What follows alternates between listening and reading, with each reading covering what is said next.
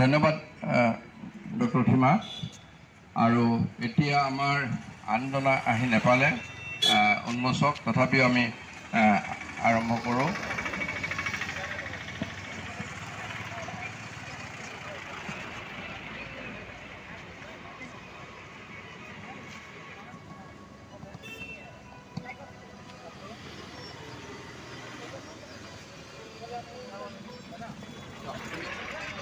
তেখেতক আগলৈ অনুৰোধ কৰিছোঁ আৰু তেখেতক এখন ফুলাম গামোচাৰে আদৰণি জনাবলৈ মই ডক্টৰ ৰবি কটকীক আহ্বান জনাইছোঁ।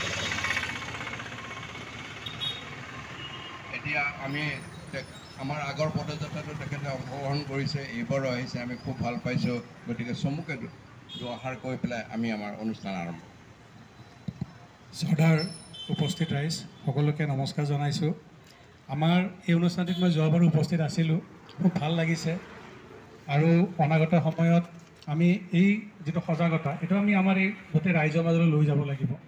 আমি এই যিটো আজিৰে আমি পদযাত্ৰা কৰিম, পদযাত্ৰাটোক লৈ আমি গোটেই আমাৰ গুৱাহাটীৰ মাজৰ মানুহলৈকে লৈ যাব লাগিব আৰু আমি ভৰলুটোক বচাবই লাগিব। আমি সৰুৰ পৰা দেখি আহিছোঁ এই ভৰলুটোৱে কিমান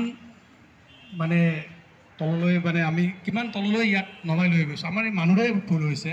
আজি আমি দেখিছোঁ কিমান প্লাষ্টিক পলিথিন এইবিলাক পৰি আছে। আমাৰ মানুহবিলাকৰ সজাগতা আয়োগৰ হ'ল এইখিনি কৰি মানুহ ব্যক্তিগত সামগ্ৰীটো কৰি